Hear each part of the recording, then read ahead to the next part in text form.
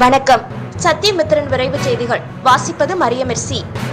தென்காசி மாவட்ட நெடுஞ்சாலைத்துறையினரின் அலட்சிய நிர்வாக போக்கால் இரு கிராம மக்கள் கடும் அவதி.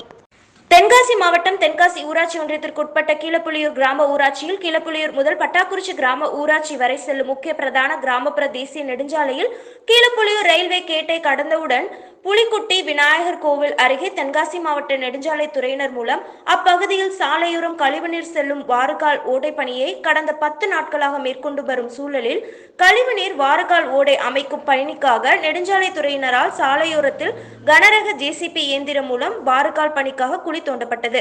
அவ்வழியாக பாட்டாக்குறிச்சி கிராம பகுதியில் வசிக்கும் பொதுமக்களுக்கு பாட்டாக்குறிச்சி ஊராட்சி மூலம் வழங்கப்படும் குடிநீர் குழாய்கள் செல்கிறது. மேற்கொண்ட பணிக்காக தோண்டப்பட்ட வாறுகால் குழியால் குடிநீர் குழாய்கள் உடைக்கப்பட்டு பொதுமக்களுக்கு கொடுத்த நீர் கிடைக்காமல் குடிநீர் தட்டுப்பாடு ஏற்பட்டுள்ளது. நெடுஞ்சாலைத்துறையினரால் சாலையோரம் தோண்டப்பட்ட கழிவுநீர் வாறுகால் ஓடை பணியும் நிறைவு செய்யாமல் தற்போது வரை கிடப்பில் போடப்பட்டுள்ளது.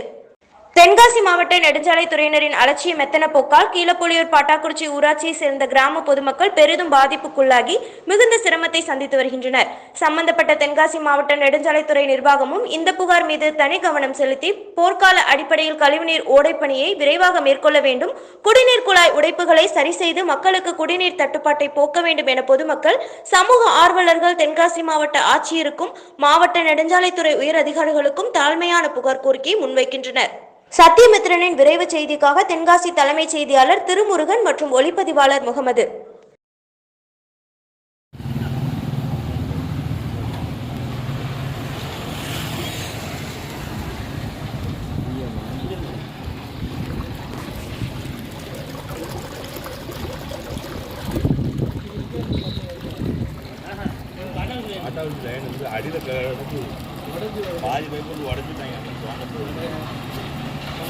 இங்கே பாட்டாக்குறிச்சி லைன் உள்ள பைப்லாம் உடஞ்சி தண்ணி எல்லாம் லீக்கேஜ் ஆகிட்டு இருக்கு.